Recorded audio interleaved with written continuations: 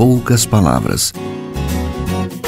Um olhar sobre o mundo, a vida e a sociedade, à luz da Palavra de Deus, com Augustus Nicodemos.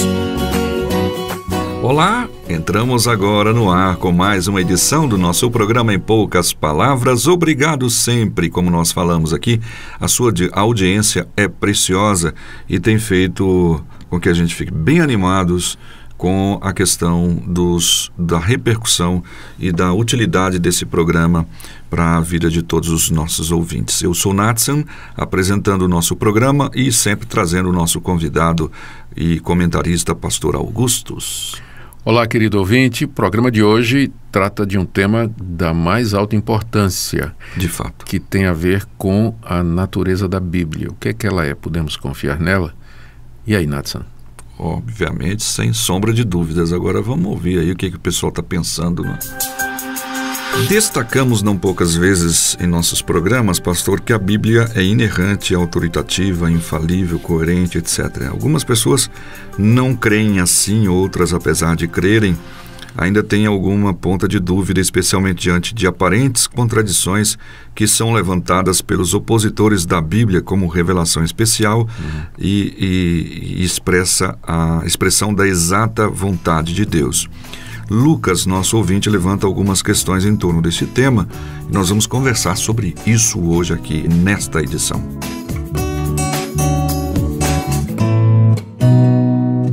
Pois bem, o Lucas, da cidade de Orlândia, escreveu: ouço muitos professores e pastores evocarem a divina inspiração da Bíblia como um todo, usando o texto 2 Timóteo 3,16. Entretanto, me parece que, pelo contexto em que Paulo usa o termo Escritura, ele não está se referindo a qualquer obra neotestamentária, e nem mesmo às suas próprias cartas. Obviamente que talvez seja uma visão errada minha. Ele diz, me parece que ele se refere à porção do Antigo Testamento com o qual Timóteo cresceu aprendendo. Eu tenho dificuldades, diz ele, de afirmar a inspiração, inerrância e infalibilidade de todos os textos que temos hoje, como a Bíblia, sinceramente apenas usando esse texto. Creio na inerrância, na infalibilidade, mas não consigo usar esse texto para afirmar isso. Gostaria de saber se esse texto é realmente útil para se aplicar aos livros que compõem o Novo Testamento ou se há alguma interferência ou inferência exegética sobre ele para que possa ser usado assim. Então, essas são as questões do Lucas. Sim. Lucas, de fato, lá em 2 Timóteo 3,16, quando o apóstolo Paulo diz que toda a Escritura é inspirada por Deus, ele está se referindo primariamente ao Antigo Testamento, que era a Escritura que estava disponível àquela altura, pelo menos em termos canônicos, né? Mas o que acontece é que você encontra na mesma correspondência de Paulo, nas cartas de Paulo, a consciência de que outras escrituras estavam sendo produzidas. Você vê Paulo ao lado do Antigo Testamento citando palavras de Jesus como tendo a mesma autoridade e como sendo igualmente inspiradas por Deus. O próprio apóstolo Paulo, ele tem consciência nos seus escritos de que está sendo guiado por Deus e que sua palavra é autoritativa. No início da carta aos Tessalonicenses, por exemplo, ele diz lá aos Tessalonicenses, vocês receberam a minha palavra como ela é de fato, palavra de Deus. Então, os apóstolos, que são os autores do Novo Testamento, e quando não eles, alguém ligado ao círculo apostólico, eles tinham recebido de Jesus a promessa de que quando o Espírito Santo viesse, os guiaria a toda a verdade. E de que maneira o Espírito Santo fez isso? Levando os discípulos de Jesus a entender a pessoa de Jesus, a sua obra e a registrar essa compreensão. Então, a nossa base para afirmar a infalibilidade ou a inerrância do Novo Testamento não é somente 2 de Timóteo 3,16, mas é a consciência que os apóstolos e escritores neotestamentários tinham de que eles estavam continuando aquele conjunto de livros inspirados que compunham o Antigo Testamento. Eles colocaram seus escritos em adição ou em complementação, seguindo o mesmo espírito de Jesus, que disse assim, ouvistes o que foi dito, eu, porém, vos digo. Então, Jesus colocou as palavras dele ao lado das escrituras do Antigo Testamento, que os judeus tinham ouvido, e, na verdade, até acima. E disse aos seus apóstolos que eles haveriam de fazer a mesma coisa através do Espírito Santo prometido. Então, logo cedo, as cartas neotestamentárias, as cartas de Paulo, os evangelhos e outros livros, logo cedo na história da igreja cristã, esses livros começaram a circular entre os cristãos e recebendo o status de escritura. Nos escritos dos pais da igreja, datando do século II até século III, você já vê as citações de livros do Novo Testamento ao lado de livros do Antigo Testamento como sendo palavra de Deus e como sendo inspirados. Então não é de admirar que muito cedo, então, a própria igreja, ela reconheceu, não é que ela determinou, decretou e decidiu, mas ela reconheceu a inspiração e, portanto, a infalibilidade e autoridade dos escritos neotestamentários. Agora, você tem uma outra dúvida, que é com relação ao uso do termo inerrância. Esse termo, ele aparece apenas de 200 anos para cá nos debates teológicos e que foram motivados pela discussão entre o liberalismo teológico e os conservadores. Estou falando aqui mais especificamente 1920, por aí, um pouco mais cedo, quando o liberalismo teológico entrou nas universidades e centros teológicos da Europa e dos Estados Unidos, e os liberais começaram a questionar exatamente a exatidão da Bíblia, dizendo que ela não poderia ser confiada porque ela continha erros, né? Então, os conservadores de todas as denominações reagiram afirmando a inerrância da Bíblia, dizendo que ela não continha erros de forma nenhuma. Agora, quando nós afirmamos que a Bíblia é inerrante, é preciso fazer alguns esclarecimentos, né? Sim. E eu espero que esses esclarecimentos ajudem o Lucas, nosso ouvinte, e outros também. Quando a gente diz que a Bíblia é inerrante, nós estamos não dizendo que as traduções são inerrantes, porque as traduções para o português, para o inglês, espanhol, etc., elas contêm erros de tradução, nem sempre os tradutores conseguem captar o sentido original da palavra. Então, nós não atribuímos, como alguns fazem, inerrância à versão King James, por exemplo, né, a famosa versão inglesa, né? As nossas Bíblias, em português, por exemplo, elas são passíveis de revisão. Tanto é que a cada 5, 10 anos, as sociedades bíblicas publicam uma revisão e uma atualização, porque estão sempre lutando para tentar chegar o mais próximo possível do original. Agora, nós dizemos que a inerrância, ela está nos originais, naquilo que Paulo escreveu, naquilo que João escreveu, naquilo que Mateus escreveu. Então, os originais é que tem, de fato, a inerrância, não é? E nós temos quase que certeza absoluta do que era do texto original, através da ciência chamada manuscritologia ou baixa crítica, não é? Onde estudiosos do mundo todo, capazes, eles fazem a recuperação do texto. Bom, então quando a gente diz a Bíblia é inerrante, estamos nos referindo aos originais, não é? Aos manuscritos, aos autógrafos, não é?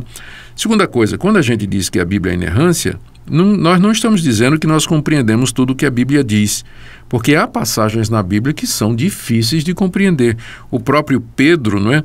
Lá na sua segunda carta, capítulo 3, versos 15 a 16, se refere aos escritos de Paulo, dizendo que eles têm coisas difíceis de compreender.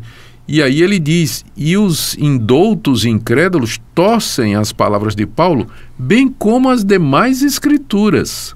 Aqui é um daqueles exemplos no Novo Testamento em que os escritos neotestamentários são colocados em pé de igualdade com os escritos do Antigo Testamento. Outra coisa, Lucas, quando a gente diz que a Bíblia é inerrante, nós não estamos dizendo que não há aparentes contradições na Bíblia. Especialmente nos evangelhos. Você encontra histórias contadas de um jeito em Mateus que são contadas de outra forma em Marcos.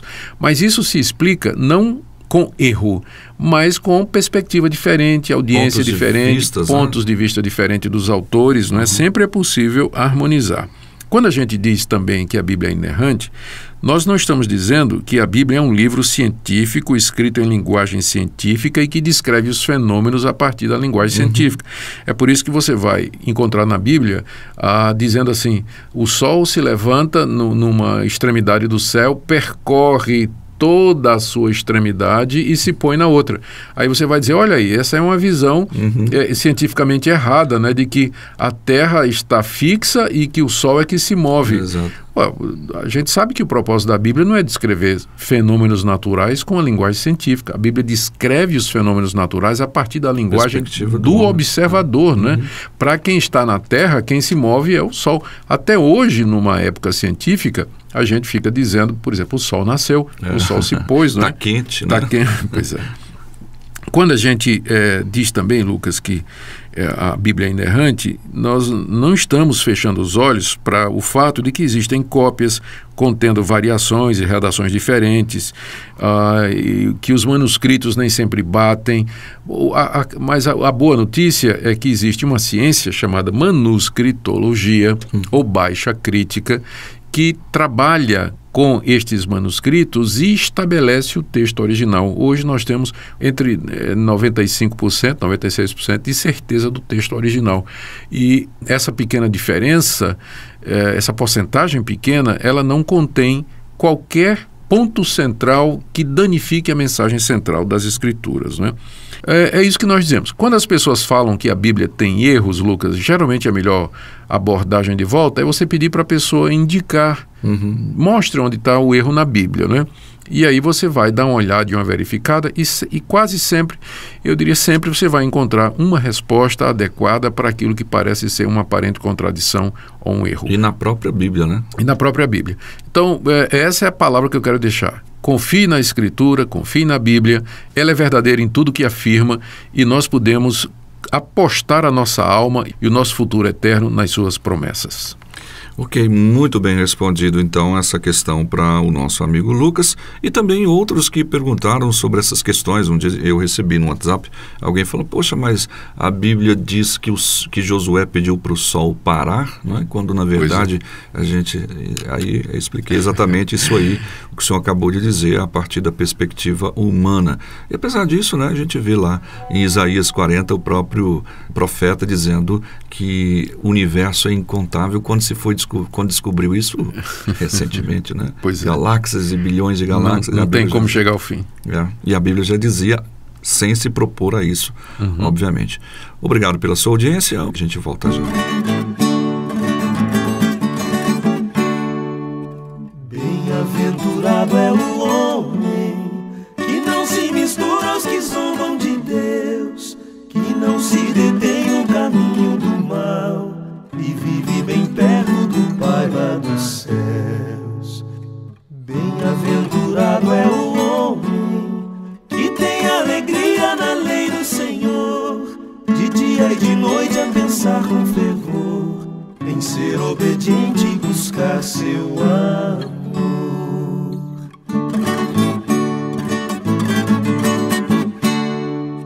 Pois será como árvore plantada junto à margem de um rio semeada, e quando a estação chegar, o seu fruto há de dar, e tudo quanto fizer prosperará.